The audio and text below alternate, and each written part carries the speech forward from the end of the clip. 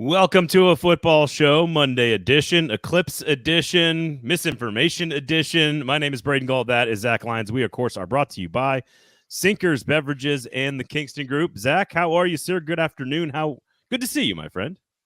Good to see you. Cool. I'm good. Doing good. Sorry. Sometimes you ask for how I'm doing, sometimes you don't. And really, I'm always, and here's my answer, my universal answer. Yeah, I'm doing pretty good. All right. Hey, look, if you spend most of your life doing pretty good, I think you've done better than most people, to be honest with you. Yeah. But also, I just got to keep you on your toes. You just never know. So just don't. Everybody out there, we're going to try to have the show done. The max total eclipse or whatever of my Titans heart is supposed to happen right around 2:03 p.m. Central Time. So we're going to try to have you out of here and off the show before then. Of course, if you want to get into the comments, please do jump into the comments and share the product. Now is the time to do that for us. It's of huge benefit for us and for you guys and for the show. It's how we grow it. It's how we tell people what's going on, and it's how we get you guys into the comments and answer your questions. So please, on YouTube, hit subscribe, hit share, hit that thumbs up. On Twitter and on Facebook, hit subscribe, hit share, retweet, repost, whatever it is you want to call it. Square up. Good to see you. Good happy Monday as well. I feel like it was a wild weekend of sports and or news and entertainment in Nashville. So we'll I've got some questions for you that are just completely random and over the top. Top 30 visits is a big thing that's going on right now with the Tennessee Titans in the draft. Hey, you can't call it top 30 visits. Apparently that is off the table now. It's just 30 visits because top 30 indicates that these are the top 30 players. Apparently, a bunch of the older generation of draft scouts, right, have now come online and said this year, for whatever reason, that top 30s is a misnomer. It's a ridiculous thing. So now everybody has jumped on to just calling it 30 visits, which I don't really like. We got to figure out a different name. No good very few. I'm sure there's some good branding out there that started with the number, but I don't feel like that's a thing that normally works out well. Maybe there's a few movies that started with the number, like that were, what is it, 127 days or something? I'm sure there's some good movies out there that started like that, but you can't just call it 30 visits. Like that just doesn't tell you anything. But I do want to know your strategy behind what you think the Titan. Actually, I want to know what you think the Titan strategy is behind how they approach this process, who they talk to, when they talk to them. What does it tell us about what they're going to do? I think we've got up to 12 now officially. I think Music City Audible 13 with Sweat. Okay. There you go. Was within the last hour. Okay, there you go. So we're up to 13 if officially. Junior Colson is a 30 visit and not a local visit, depending on if he was provided transportation or not. 30 days of night. I think it was 30 days and nights. I think Team Ramrod. No, you're thinking of the Josh Hartnett sex movie. 30 Days of Night is the Josh Hartnett, vampire movie. What? No, I was thinking of the Anne Heche Harrison Ford movie where they were stuck on an island. You're thinking about 40 Days of 40 Nights, the Josh Hartnett celibacy movie. There's a Josh Hartnett celibacy movie? Well, it's not like celibacy. He's taking on a bet where he's not going to have sex for 40 days of 40 nights because he's a player. It's one of those he's all that kind of comedy rom-com. Is it? I know what you're talking about now. I think my wife's definitely mentioned that one before to me. No, I don't know why. This shows you how old and how boring I am that I went to a Harrison Ford Deserted Island and Heche movie, but oh well, who cares? Vampire movie Team Ramrod said he was talking about as well. So okay. Ed Henry has a question as we start the show. If a kid went to Bama and lives in Tennessee and drives himself in for a visit, does it count? It doesn't count, correct? Well, okay. So put that if a kid went to Bama and lives in Tennessee. So if the kid went to Bama and went to high school in Tennessee or has a permanent residence in Tennessee, it is a local visit. There you go. And right after that incredible, thoughtful, nuanced analysis of what a visit could be, Elliot says he has a pretty intense boob dream in that movie. So this is where we are on the show. I think it was rated R. So it was like a raunchy, early to mid 2000s, whenever it came out, movie. It had Shannon Sossaman. So it was right after A Knight's Tale with Shannon Sossaman. Can't remember when that was. Was Knight's Tale Heath Ledger? Am I getting that right? Okay. Very good movie. Okay. Very underrated movie, A Knight's Tale. Okay. All right. So welcome to the show already in progress. We're going to discuss the 30 visits for the Tennessee Titans. Wait a second. Anne Heche's movie straight. God damn it. You threw me off. I was like, I don't think it's called 30 Days a Night. Strike says 6 days, 7 nights is the Anne Heche one. Okay. Yes. See, I apologize. I am not good with names of movies and or dates and or I've used up all of my like whatever tiny bit of brain power I have. I've used it up on mostly college and pro football statistics and data and information. And so I apologize to all you Anne Heche fans out there. My bad on that. Okay, draft party. Speaking of Elliot, I know we're going to see Elliot at our draft party. So the links are in the YouTube comments. They're also on the last few shows we've had on the YouTube comments, as well as the podcast page. So go check out the links there. We're going to start posting those sort of publicly on the Twitter machine and Instagram and other places soon. But we want to make sure you guys have some tickets. I know V-Love, shout out to V-Love. He's going to be there. So we're going to have a lot of good friends and family that are going to be there. Guys that we know are sort of in the group here on 440 with, as well as Football and Other F Words, Stack in the Inbox, Paul Kaharski podcast, Hot Read Pod, Music City Audible, all you guys that are a big part of this. I know we got folks coming in from out of town to come hang out for the draft party. So again, Damn. $40, all you can eat, all you can drink, brought to you by Sinkers Beverages at the Sinkers location at the Track 1 building in Wedgwood, Houston. It is a beautiful space. We did it last year. All of the money goes to charity. Our Kids Center here in Middle Tennessee taking care of sexually abused children. So all of the money goes to help children in that particular organization. So $40, all you can eat, all you can drink. Edley's is going to take care of the food for us on Thursday. Sinkers takes care of all the beverages. And then, of course, Lock on Table going to help us out on Friday night with a very private, very exclusive bourbon tasting from Sinkers as well. We're going to have some special guests, and we're going to do some off-the-record conversations on Friday night. So really great plan that we hope you guys enjoy.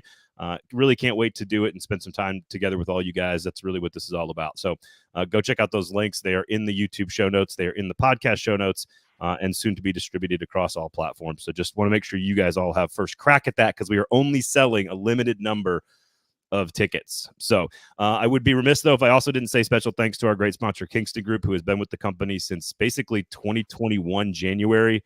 They were one of the first sponsors to ever join the company, and they are absolutely the best people in this market to talk to about doing any kind of renovation, remodeling, rebuild, tear down, buying or selling a house. Make sure you're talking to the Kingston Group. They will take care of you. I promise. It's going to be great. So, okay. Yeah, Elliot, looking forward to seeing you, man, on day number 2. So, we I'm going to loosely shoehorn Morgan Wallen into this conversation because everybody's talking about this. I actually had a chance to tour on Thursday night with the night mayor, Benton McDonough, who is the city's night mayor, is his like loose term. He's sort of the executive director of like the mayor's night office or something like that. And I had a chance to like go on a walkabout, as Crocodile Dundee would say, on Thursday night with him, sort of seeing what they do, right? They're handling businesses, they're handling bars, they're handling all these things. And I got a chance to kind of see it. And then out of nowhere, we were talking about with him and my other co-host at the time, with the council member, Jacob Coupin, that's the downtown council member. And one of our questions was, how many accidents do you guys have with bottles falling off balconies downtown? Right. And bear with me here. I'm going to get to the point. And he was kind of like, man, we don't have that. It doesn't happen as often as you think. You know, there's a lot of those people are just like hanging out with their bottles over the thing. Well, sure enough, country music star Morgan Wallen throws a chair off 6 stories and almost hits a bunch of police officers and gets arrested, 3 felony counts. And the reason I bring this up. Good. Yeah, no shit. The reason I bring this up is that I don't know about you and your friends, but I've got a lot of friends who listen to his music. I don't really care that much about his music, but for Bo says, are you saying nightmare or night mayor? 2 words. He is the quote unquote mayor of nightlife in downtown Nashville. Benton McDonough is his name. Does he have to go out now because of the eclipse? That's a great question. That's questions you should be asking. Those are the important ones. Well, the point is that we've gotten into a lot, and you'll see where I bring this back to Malik Nabers and or any draft prospect, Jordan Carter or Jalen Carter last year, or whatever. And I don't believe that people are their worst action. I don't believe that people are their best action. I believe that you are a collection of actions over your entire life that sort of define who you are. I think we get way too caught up on social media with one person saying one bad thing or doing one bad thing or doing one good thing. I think it's really stupid how we overreact to one thing that happens. And this is a pretty big thing for Morgan Wallen, but it's taken into context of all of his behavior. And I've had lots of debates with my friends about this who love his music. And I don't really love or hate his music. So actually I'm kind of apathetic towards his music as a fan. But if you're going to live stream cheating on your pregnant girlfriend during lockdown of COVID, you're then going to get caught on film screaming the N-word, and then you throw a chair off of a 6-story building years later at whoever with complete disregard for human life.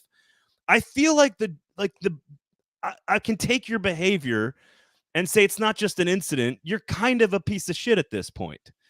And so, all right, that's my setup for I'm starting to see a bunch of shit about Malik Nabers. And the Titans are interested in Malik Nabers. And Malik Nabers was arrested one time in February. Now, I don't know if there's this long track record of bad behavior. Haven't seen it reported on. But I'm curious, Zach, how you take information that starts to trickle out. And I know this is a long setup, so I apologize. But I saw Travis May's a friend of mine. I've known him for a long time. He covers fantasy stuff. I think he now does stuff for A to Z. And he retweeted somebody's Malik Nabers take. And it basically was the quote, "The LSU junior is known as a high maintenance prospect who may struggle in a big city." So outside of the arrest, Zach, what is it like? Is this just information laundering? Is this misinformation? How do you handle reports like these about players 3 weeks from the NFL draft? I just take it in as information. It's just another information touch point, nothing more than that. Anonymous stuff is kind of hard to disseminate through because you don't really know what that means, right? Where did that information come from as far as the team that investigated it, that said it, right? Here's the thing. There is no leaking of prospects of this kind of information to hurt a player's draft stock. And this is why. The teams already know about all this shit. They knew about this shit all 2 months ago. What you are hearing is basically someone's like, well, do you have any concerns about Malik Nabers? And, a reporter is asking someone, have you heard anything? Do you have any concerns about Malik Nabers? Well, I may be a little concerned if he were to go to a big city or blah, blah, blah, blah, blah. I mean, we don't know who said it or whatever. We do know that, like you talked about, he was arrested on Bourbon Street back in 2023 on a misdemeanor charge of illegal carrying of a weapon. And that was a gun. But later on, back in May, so that was February, back in May, he's done with his legal troubles. The misdemeanor charge is being dismissed because he is a college student and does not have a prior criminal record, according to officials in the DA's office. Nabers also voluntarily turned in the gun, which helped his case. So it was like one of 14 cases in that time span, and only 3 of those 14 cases actually got reinstated to be pursued in criminal court. He was one of 14, but 3 of 14 actually just got charged. All that to say is, like, these teams, unless you employ John Robinson, these teams all know everything there is to know about these prospects. So I think that everybody overreacts to when something like this is leaked. Oh, well, they're trying to damage, blah, blah, blah. We saw Laramie Tunsil with a gas mask of pot. And he maybe got knocked down like 2 spots. He lost a lot. No, he lost a lot of money that night. Now, eventually, he made it all back. I don't think he really did. I don't think he really did, because at the end, what did he get drafted that year? I want to say he fell from like 6 to 13. The point, the point is, it was character. It was live. It was live character assassination. That was what that was. That was in real time during the draft, character assassination of a young person. That's what that was. Here's the thing. I don't think it's character assassination. Here's why. He's the one who fucking took the picture. He's the one who kept it on the internet. That's his fault. Listen, it wasn't on the internet. Everybody first. Well, yes, it was. It had to be. Okay, hang hang on. Do you know? Because I'm going to agree with your point about Nabers here, but I want to back up with Tunsil and just make sure people know what happened. That was a former agent who didn't get his business, who was pissed off and leaked it intentionally. Well, I've never heard this side of the story. No, this was active character assassination to try to get him to fall down draft boards. About Tunsil, then. I'll take that back. Stupid of him to send that to his agent. Stupid of him to do anything. But Chef Rand says really cost him. But it doesn't really cost him anything. At the end of the day, it really didn't.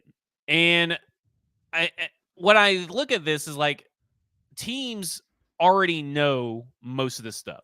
So this stuff that you're hearing about Malik Nabers is concerns that they've had for months. The stuff that you're hearing about T'Vondre Sweat, having to confront and talk to them about his partying at a young age, which is a very well-known thing that he was a partier at a young age, was not been kept a secret. It's common knowledge. That's what he was. He even talks about it in interviews and all this stuff. This is stuff they've already known. Yep. All of this is stuff that they already know. Anything that you are hearing is stuff that teams already know. Maybe they didn't know that he was using a gas mask, but I'm pretty sure I bet they knew that Laremy Tunsil has a penchant for smoking. And here's the other thing NFL executives probably don't care about: smoking weed in college. Smoking weed. They don't care about anything, right? I mean, we saw it with Jalen Carter. I mean, there are levels to caring, right? You may have a top 3 pick that drops to, or a top pick like Laremy Tunsil, Jalen Carter, that drops a couple of spots. They don't drop rounds, right? They're not dropping out of the first. Like, there are people that think that T'Vondre Sweat, and we have zero, very, very little details to go off of at this point in time about his DWI. There's people that think he's going to fall to the 4th round. Guys, I don't think it's going to fall even out of the 2nd round. And you got to understand that we don't know the BAC. We don't know the circumstances around it. Now, he's going to have to answer those questions, of course. But a lot of this stuff doesn't matter. Big Jeff, okay, this square up saying Big Jeff fell to us because of his situation. His situation and his medicals. Like, there are two different situations here. Yeah. The thing that happened to him when he was before a college football player, I actually don't think affected his draft stock at all. It did not. It was exclusively his knee. Injury. Yeah. Because he was considered a top 10 pick, and it was exclusively his knee. Like, I disagree with this idea that just because you're hearing it for the first time, here's my ultimate point. Just because you're hearing it for the first time does not mean the NFL teams are hearing it for the first time. Now, new charges, sure. Yeah, new incidents. Going to give them some. That's going to give you a little bit of pause. That may hurt you a couple spots, but it's not going to take you off teams' draft boards for the most part that still have you on their draft boards. I still think Sweat could go in the 1st round because the NFL is telling you, first off, with all the stuff that we have seen players get through, and we've heard all these nasty rumors or these red flags or this, the NFL ultimately does not care. and they are going to, the NFL is also telling you, by the way the contracts have worked out recently, defensive tackles, defensive linemen matter a lot, and someone's going to get Sweat in the 1st or 2nd round. I think you guys are all going crazy in 2 extremes if you think that he's going to go 4th round. Some people, I think it's probably joking, but some people even think he may go undrafted. Like, that's ridiculous. That's absurd. So where did I have so much to say to this because I love this conversation because I think it's complicated. I think it's really nuanced, and I think it's case by case, and I think it's team by team. So a couple of things that I want to point out that are just sort of factual to your point about everybody knowing everything. A search firm, for example, when you hear about an athletic director or an owner in the NFL using a search firm, what they are doing is doing background information. That's all that really is, because they have private investigators too. Yes, they have former CIA executive, like these are former FBI, CIA.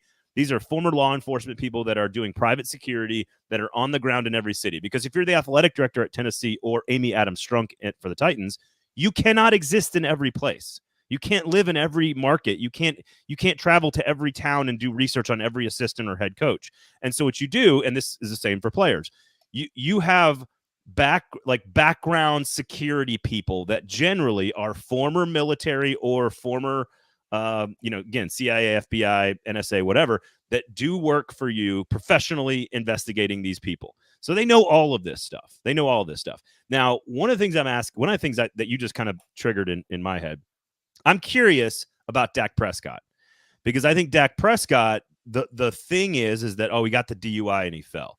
I don't think so. No. I think he fell because people didn't think he could be.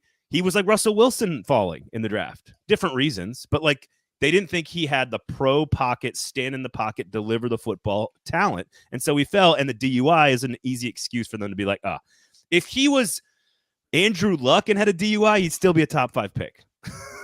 like it's to your point. Now, I will say, and this goes back to, and that's what I was going to ask, where was, because Tyreek Hill fell to the 5th round, but that's because he was kicked out of Oklahoma State and went because he punched his pregnant girlfriend. And I still think he's there's varying degrees to this, right? Like, I mean, because I got people like Lael Collins, the only outlier. He was in a murder investigation. I think you guys can understand that. I understand nuance. There is a difference between in the NFL's eyes and the law's eyes, DWI in a murder investigation. Yes. There's a difference between beating and sexual you would think sexual harassment, but we saw what Deshaun Watson did. But there's differences between what Joe Mixon, Tyreek Hill have done and what T'Vondre Sweat did. In fact, I think there's a difference between what T'Vondre Sweat did and Jalen. Is it Jalen Carter or Jordan Davis? Why do I keep thinking Jordan Davis? Jalen Carter, right? It's Jalen Carter, right? Yeah, Jordan Davis was a couple years earlier, I think. There's a difference between what Rashee Rice has done and what this guy. And Rashee Rice is one of these guys that had that people brought to attention red flag issues, and everybody's like, "Oh, well, I'm just going to ignore it." Listen, these things the teams know, and these things are real. They're not. To me, they're not. They're just. You have very rare instances where you could say, well, this is, like you said, a character assassination, or this is an attempt to do something, but teams already know all this stuff for the most part. In 90%, I'd say 95% of these situations. And Jason brings up a really good point. I think that when the DUI happens should matter. And this, I'll go back to failing the drug test on this, because NFL teams don't care if you smoke weed. They don't. I don't care if you smoke weed. Most people don't care if you smoke weed.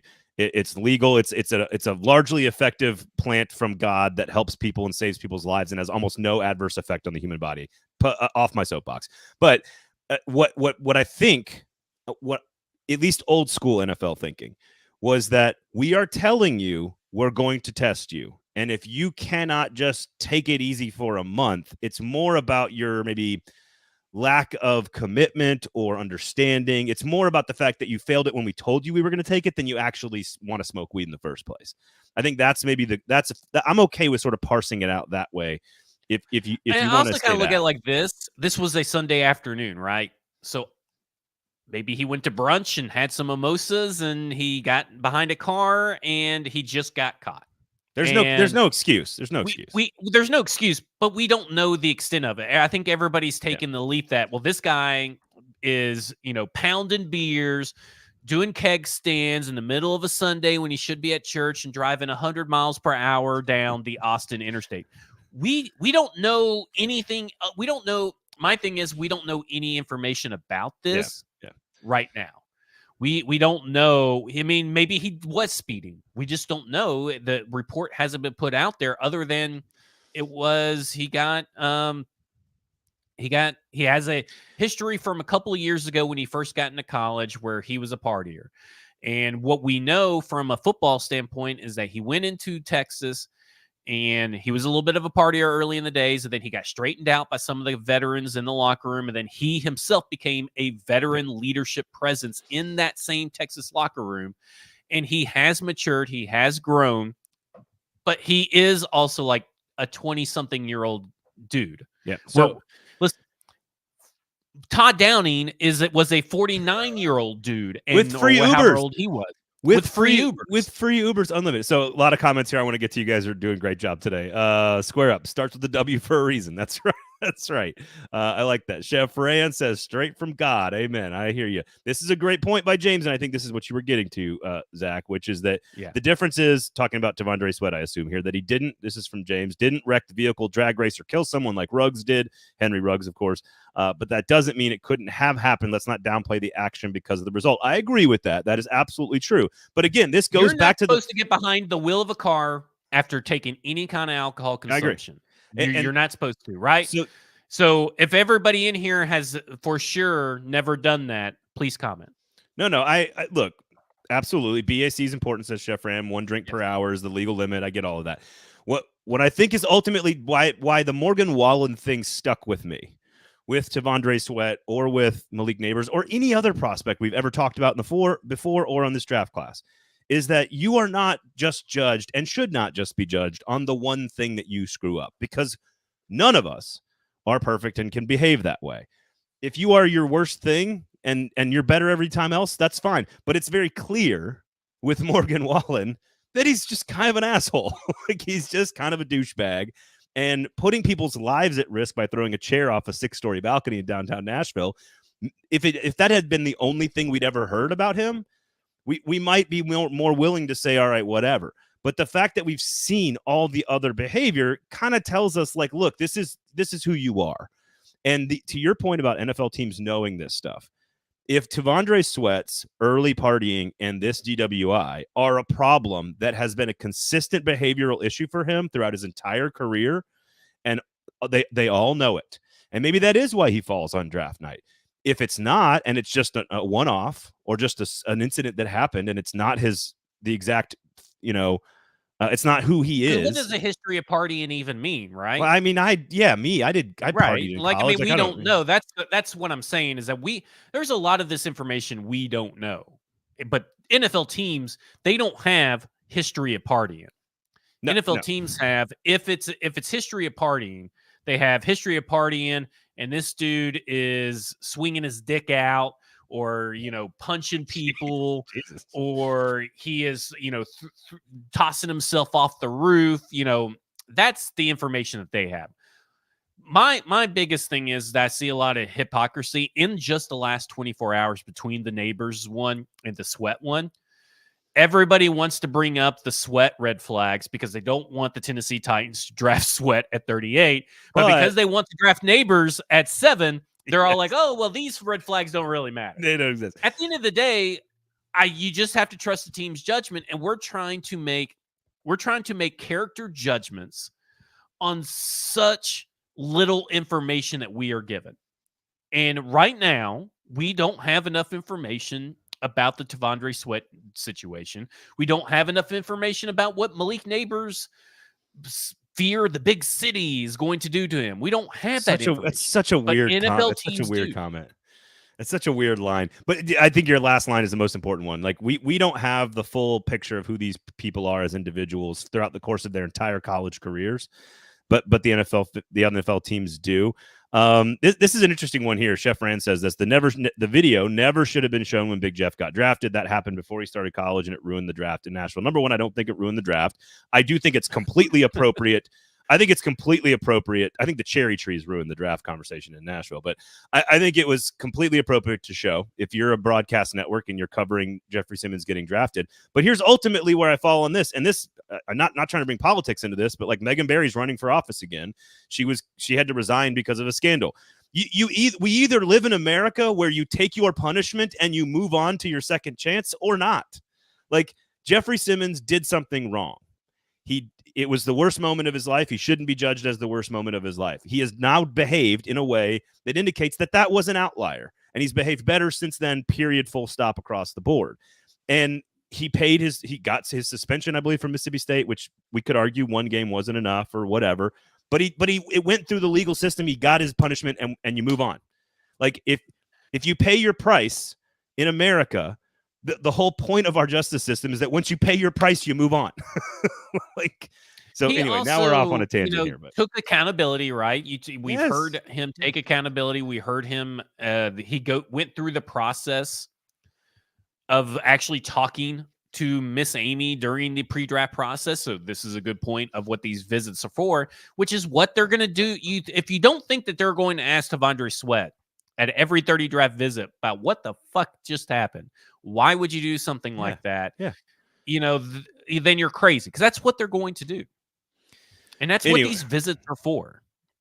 I don't know what we accomplished, but I really enjoy the conversation, Zach. Well, I just think it's a good conversation to not overreact until you have all the details. And I've learned that over these last few years, and it really hit home with the Malik Nabers comment, because I'm like, yeah, I mean, okay, so Malik Nabers may not get drafted at 4. Maybe now he's going to, because certain teams in this part of the draft are like, well, you know, he's going to have to come to wherever the fuck in New York the Giants are at, but he's going to be too close to New York City.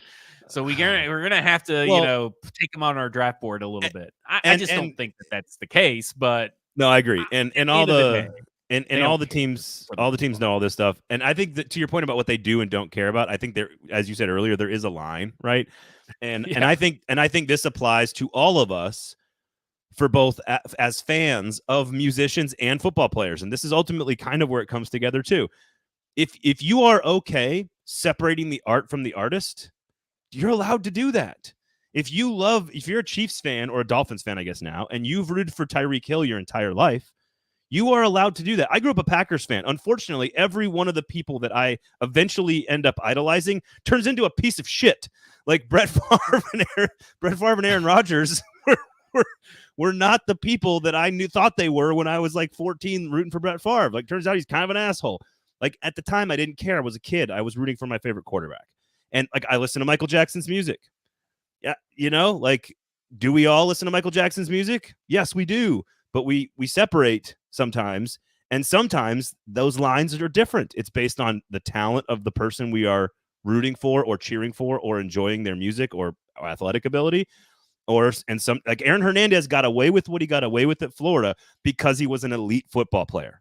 And Urban Meyer's kind of a piece of shit also. So like, it's just, we have these varying lines. Each of us has a different line. We all have the freedom to decide. If you were a Titans fan when they drafted Jeffrey Simmons and you're like, I'm not going to root for this guy, that's your prerogative.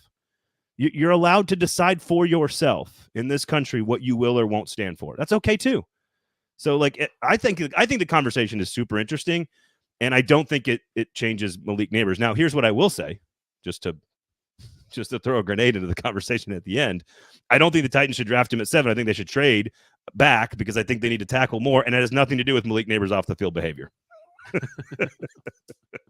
But that's because I think they should trade back and draft a tackle. So that's my personal opinion. Okay.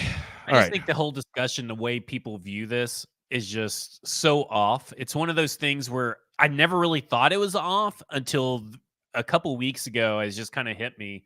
I don't know why it popped in my head, but I was like, you know, I guess it was the Rashee Rice stuff. I was like, man, you know, we were told that there were red flags, and everybody just kind of like, oh, this is just, you know, blah, blah, blah, blah, blah. But then he got drafted a little bit higher than what he probably should anyway. Yeah. And he turned into a really good player, and then he did a really dumb thing because he's a young, stupid guy, and all men are stupid, all women are crazy, just varying degrees. Yeah. And then eventually when our frontal lobe develops around 26 years old, we get a little less stupid. Andrew says teenagers are just really, really dumb. Yeah, I completely agree. There's also an entire... I think that's a good way to boil it down. There's also an entire conversation happening right now about a variety of other things in the comments that I'm just not going to bring to the table. But you guys, if you want to go check out the YouTube comments, you guys are on an absolute heater, as they say. I would judge you more for going to Red Rooster in the first place than anything that happens at Red Rooster, but that's just my personal opinion. Okay, so official. Chris Abrams-Drain, cornerback, Missouri, official visit. I'm just going to call him an official visit with the Titans. Jarvis Brownlee, cornerback, Louisville. 2 names that I know you and I have talked a lot about. McKinley Jackson, name we talked a lot about. Defensive lineman. Marshawn Lloyd, running back, USC. Roman Wilson, wide receiver, Michigan. Joe Alt, of course. Rasheen Ali, running back out of Marshall. Kalen Carson White, cornerback out of Wake Forest. Malik Nabers, J.C. Latham. Tyler Guyton, apparently, I think, was official. They met with him today, I believe, on Monday. And Junior Colson, linebacker, Michigan. And you said there's one more that was recently added in the last hour or so. Yeah, I'm trying to get there. Hold on. I know they did a virtual visit with Darius Robinson at Missouri, and then Cole Spencer, the offensive lineman out of Texas Tech, and Isaiah Johnson, a cornerback out of Syracuse, I believe, were local visits. So just trying to give you the complete list there of the names. Yeah, I think there's T'Vondre Sweat is the latest one. So you have 13 30 visits. So I'm just calling them Titans 30 visits in quotation marks. So those are the private meetings are 2. Yeah. So there's been 13 30. There's been 2 private meetings, which are private pro day meetings. One person has been invited to the local pro day that we are aware of, and then a virtual meeting of Darius Robinson. Cole Spencer is a guard out of UTC. But I look at the list, and Malik Nabers has hit every mark, and he has the official combine meeting, the top 30 or the 30 visit, and he has the private pro day meeting as well. So he's the first one to hit every mark on the list. Now, and that could be because they need more information about what we were talking about earlier. It could be that they are truly interested and really want to figure out his fit with the decision makers, because I want to ask you something, because something Corey Curtis brought up on Robbie and Rexford this morning, I thought was a unique way to look at the phrase all things created equal. And it's something about, about the Brian Callahan comment. Well, if all things are created equal, we take the explosive playmaker. But he brought up a point that I haven't really thought about, which seems kind of like, duh, why didn't I think about this? The current situation on this roster between left tackle and wide receiver are currently not created equal. And does that play in? Do you think that plays into the team's perspective? And I know because we're talking about, we have J.C. Latham, Tyler Guyton, and Joe Alt are 3 offensive tackles that are being brought in for a 30 visit. And they have just Malik Nabers and Roman Wilson as wide receivers. But Malik Nabers is pretty high. So I just wonder, do you think that plays into the discussion when we are talking about this from here on in, that the current roster situation forces you to, how that plays into the all things are created equal argument? I think that's a really hard question to answer, knowing that the team needs a lot of talent across the board. And I think you make a good point about why, and I was going to ask you, like, why they're interested in these players. They're not all first-round targets or second-round targets. Some of them, they're doing their diligence for 4th and 5th and 6th-round targets. Obviously, these guys are spread out across the draft board. But we talked about this with the Joe Alt Pro Day thing. I think Joe Alt is above every other tackle. I'm not saying it's a huge gap, but I think he is clearly OT1 and I think there's a larger gap than hypothetically a guy who hosts the Hot Read podcast will say over and over again. I think there's a gap. But what is that gap? Like, put a grade on it. Like, okay, because I think this is an important part of the discussion that kind of gets left out, right? So if you look at Lance Zierlein, if you look at Bleacher Report, they put grades on their big boards, right? And I think that's the best way to do it. Decimal point grades. And it's like Alt is 9.0. This is for Bleacher Report. And so this is coming from Brandon Thorne, one of the best analysts out there for offensive linemen. Alt's a 9.0. Fashanu is an 8.9. So it's hard for me to. Here's how I would describe it. If Joe Alt is available at 7, you take him. If Joe Alt's not available at 7, I want them to trade back. That's how I. But does that say more about the prospects, or does that say more about how the draft board could unfold for you as a team? Yes. Yeah. Both. I think that's what it. That's where I'm at. This goes. Yeah, I agree. Alt is OT1, and I think Alt is OT1 on their board. But I also think, like, if Alt's a 9 by my standards, I would make Fashanu, by my standards, an 8.8. That means that there's going to be other players that filter in between 9 and 8.8. Okay. But them two are really close, and that's what Easton is trying to say, is like, you can't use the big board numbers. You need to use the big board grades. I think the gap between Alt and any other tackle you have on your board is greater than the gap between tackle 2 and tackle 5. How about that? Okay. Doesn't really answer my question, but that's okay. Between so okay. If I had to make, just again, this is me fabricating numbers. I don't have like a system or anything, so I don't want to be held to it. But if I'm saying Joe Alt in prospect rankings is a 10.0, I would then have not in this order, but just I'm Latham, Fuaga, Fashanu, and then Mims, and I'd probably have those 4 at like 9.2, 9.1, 9.0, 8.9. See, so like it's not a big gap. Still good. Yes, and I'd be happy with any of them as a draft player. But your question is sort of like, if you view that gap as like 10.0 to 9.3, again, making up numbers here. Yeah. The question is, what other pieces on the draft board fall into that gap? And would I think that Malik Nabers falls into that gap? Maybe. And so maybe that's your point about, or maybe that's Corey Curtis's point about all things being created equal. Now, at the same time, I don't want to draft for need as a policy. I think blindly drafting for need can be a major problem, especially for a team that has needs everywhere. DeAndre Hopkins is not long for this roster potentially. So drafting a receiver doesn't feel out of bounds from a strategy standpoint. It still seems like a major priority for this team long term. So getting an elite playmaker, to your point about Brian Callahan always taking the guy who scores a bunch of touchdowns, like I get that.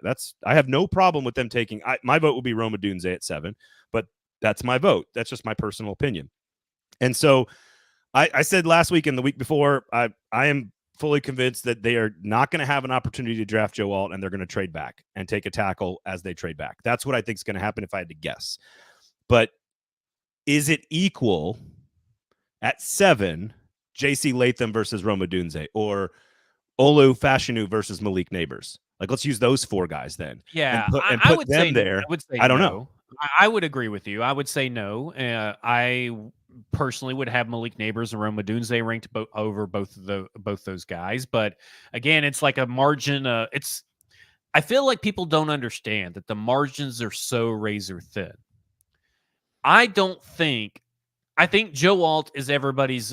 I think the majority of people view Joe Alt as OT1, whether it's for the Titans or for any NFL team. You're going to have some people. You're going to have like a 10% of probably teams or that have Fuaga, and another 10% that have Fashanu, another 10% have Latham. But the majority, whatever that number is, probably like a 50% of NFL teams, I bet, have Alt. I would say that's probably a higher number in the NFL draft analyst community, but that's because the NFL draft analyst community, it's just a big board situation. But I don't think like tier 1 is so far above tier 2, or OT1 is so far above OT2, or even OT4 as some people are making it out to be. I don't think there is a Grand Canyon size gap. I don't think there's I think the only Grand Canyon size gap at a position.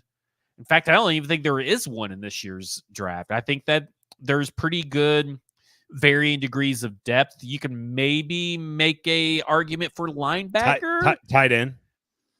Oh, yeah. Brock Bowers and Brock Bowers. Brock Bowers is clearly number 1, and everybody else. But I think that's a good point, because I think it's not a Grand Canyon size gap, but I think it's a gap big enough to fit a bunch of other players in there. So yeah, but I mean that's just the nature of a grading system with decimal points, which is what these teams use. That's what we have heard.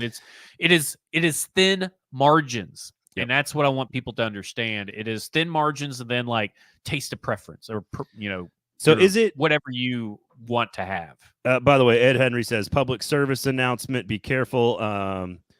Be careful about looking directly into the Eclipse. I did it in 2017, and I've gained 20 pounds since. Here's the thing. I used glasses and looked at the Eclipse in 2017 like a normal human, and I've also gained 20 pounds. So I don't know if that has anything to do with it.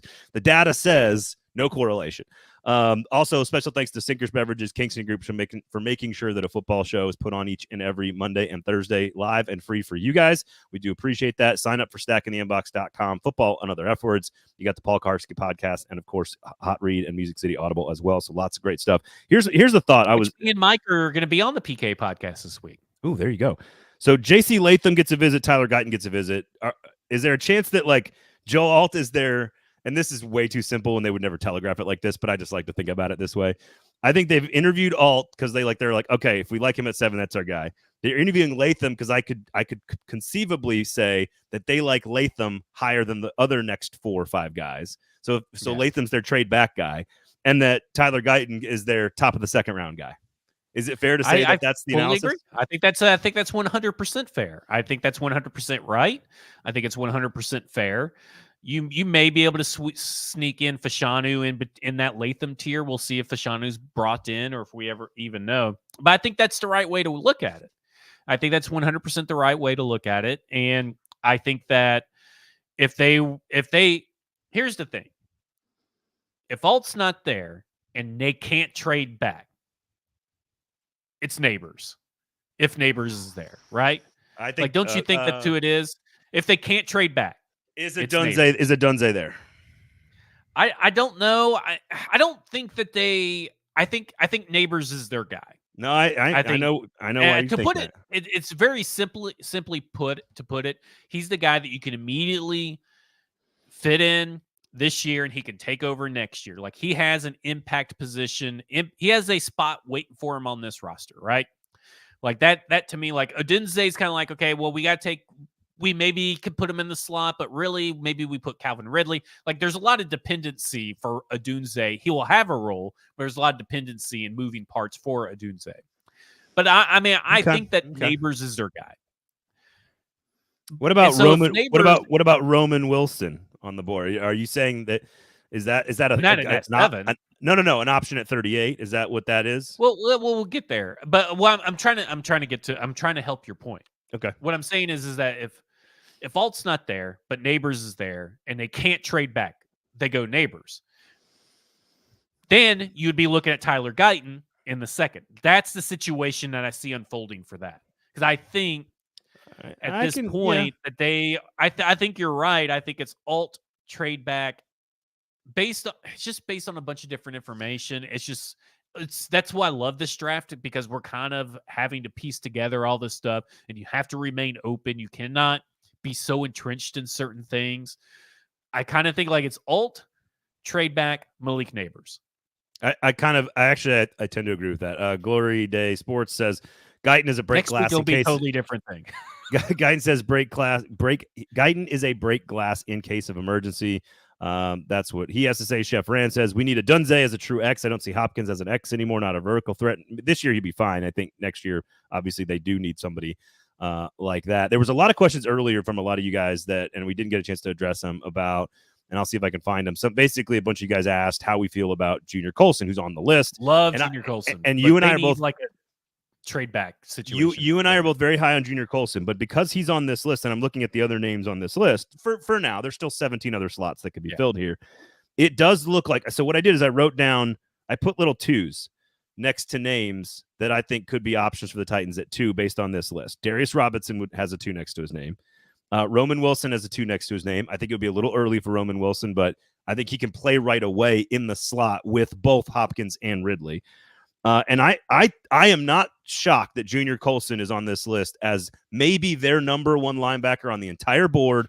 And at 38, if they can't find a better piece that helps them more, that they may not be, it's not out of the question that that's the guy they really love. Would they prefer to get him at 50? Sure, I get it.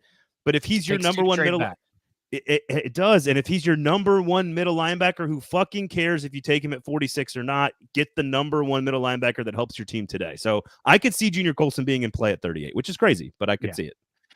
I can see it too, and I think he's a good linebacker. I wouldn't be too upset. I'd be a little disappointed, I guess, is the best way to do it. Is that I think I'd be disappointed. But speaking of wide receivers going down the draft, I would agree. Nabers, Odunze, and Marvin Harrison Jr. are the only guys in play at 7. In a trade back, I think Brian Thomas Jr., but I think that's the only guy, maybe Xavier Worthy, but that's the only 2 guys in the first round that I could see them toy with the idea in a trade back, but I wouldn't bet on it. I would still bet OT. But in the second round, I'm thinking Roman Wilson. Well, here's what I'm going to do. I want you to hold all your wide receiver content that you prepared for today, and I'll hold all mine because we got going and we're so long now, and I want everyone to go watch the Eclipse with glasses on in a safe way because we're about ready to hit the max Eclipse time here. I want everyone to get a chance to go do that, and so we're not going to spend another 25 minutes talking about wide receivers, so we'll do that on Thursday's episode. We'll push that back a couple of days. Still a lot of great content coming for you guys as we work sort of position by position in their targets through each round. But ultimately, I mean, is there any other name on this? I mean, I think you and I both like Jarvis Brownlee a lot, but that's more of a 4th round guy. Chris Abrams-Drain at corner, maybe a 4th round guy. Marshawn Lloyd might be more like 4th or 5th round guy. We both really like him though. McKinley Jackson could be a trade back in the 2nd round kind of guy. He's one of those guys. Oh, no, I'd be 100%. You don't think he's moving up board? I think he's a 4th or 5th round guy. And maybe he has moved up other people's boards, but I think that generally I need to try to figure out a good way to see how people's initial big boards stack up versus their secondary big boards and how they stack up against what the NFL is telling you. I think that'd be really interesting. But I think that McKinley Jackson is a day 3 guy who may be able to fringe round 3 it. But I'm not really right there. Yeah, this is a great question here from Ed Henry, not to go off topic here. Yeah. He says, I may have missed a stack in the inbox on this, but is there data that shows drafting an RT and moving them doesn't work? Here's the thing. I can tell you what Greg Cosell said. Well, let me give you, I'll just do my quick thing and get out of the way. I've heard too much of this already in media last week and this week, and I don't even listen to that much media, and it pisses me off. Like, if J.C. Latham is a starting right tackle, first of all, he would have been the left tackle if not for the guy that was already there at Alabama. But let's move on from that. The point is that if you can get Lane Johnson and pay him a lot of money to play right tackle, and he's going to be your right tackle, you've solved a problem. Solve a problem. I don't think you've convinced me of this. Maybe left tackle, if all things are equal, is slightly more valuable. But at the end of the day, get a bona fide all-pro or Pro Bowl level 16, 17 game a year starter at right tackle, and I'm just as happy. And if that's J.C. Latham or Fuaga or whoever, and you get him at 13 or 11, I don't care.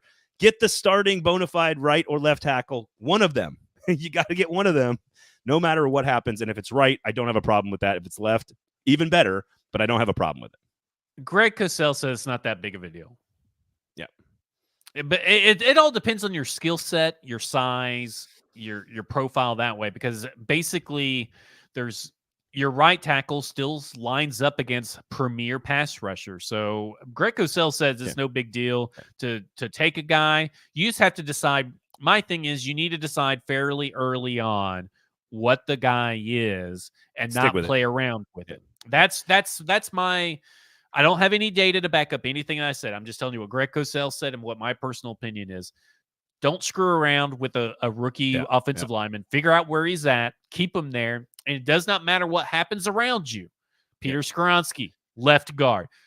We should never move him to left tackle. Right. I think people are asking the wrong question. They're like, oh, can this guy switch sides? And it's like, no. Is he good enough to be a Pro Bowler?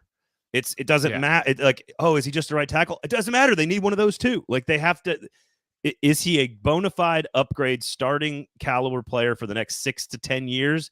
And you're going to draft him in the top 15 like Peter Skoronski last year? He needs to be a bona fide starter. It doesn't matter if he's Penei Sewell or Lane Johnson because those two guys are pretty fucking good. So, you just need a really good player. There's probably a lot more players drafted at left tackle that end up going to right tackle than there are right tackle going to left tackle. Sure. But again, I don't think it really matters for this team. I don't think it really matters in the big scheme of the NFL. It all depends on what the coaches believe and what the coaches do. And I think that's what Greg Cosell would tell you. I think that's what anybody that probably covers the draft would tell you. There's a lot of people who just make these blanket statements without anything to back it up. But I think most people would tell you that you can draft a primarily right tackle to play left tackle. It just really depends on what you can do from a perspective of what's his skill set, what's his coachability, and what's his technique like. Like, J.C. Latham has the ability to go to the left side. Yep. He's played, if I'm not mistaken, he played left tackle in high school. Yep. Him and Saban had a long discussion, and it was ultimately his decision to go to and stay at right tackle after Evan Neal left. And it has nothing to do with his ability. I just think that it's just stability. How cookie crumbled. Yeah, there's just all kinds of different stuff. All right, hang on. I'm going to see if I can open this window and see if it has any effect on my studio, because people are already commenting about how dark it is in my studio. And yours is always black background like that, but check this out. Hang on. Yeah, there's nothing happening out there. There's nothing happening out there. I don't think anybody's going to be able to see anything, but we'll let you go because Max Eclipse is here in about 5 or 6 minutes, so we do appreciate it. Make sure you check out Sinkers Beverages. Can I read this tweet real quick from Odell Beckham? Yeah. Or it's from Mike Herndon. Last year, this is a good time to remind you, back in 2017, Odell Beckham stared directly into an eclipse in 2017. Before this event, he had 1,374 yards and 12 touchdowns per season and 3 Pro Bowls. Since this event, 635 yards, 4 touchdowns per season, 0 Pro Bowls. There you go. Do not stare at the sun. You'll gain 20 pounds and you'll never be a Pro Bowler. One guy stared directly into the sun and hasn't won a single election. Stare at it, T'Vondre Sweat. Whatever. One guy stared directly into the sun and hasn't won a single election in years. So, yeah, there you go. Just want to point that out. Just be safe, everybody out there. Sinkers Beverages, Kingston Group. The links for the draft party are in the YouTube notes and the podcast notes. So if you listen in either place, please click on those links. We got tickets for Thursday night and Friday night. All the money goes to charity. Every single penny goes to charity. We got great food, all you can drink, and it's going to be an absolute blast. Can't wait on Thursday and Friday at Sinkers Beverages. Location, Track 1 offices in the Wedgwood, Houston area. Paul Karski podcast, F Football and Other F Words, the Hot Read podcast, the Music City Audible, stackingtheinbox.com. Support good local people, independent people that are doing work to bring you the best possible Titans and country music content. Thank you guys for listening. That is Zach Lyons. I am Braden Gall. Have a great one, everybody. We'll talk to you on Thursday.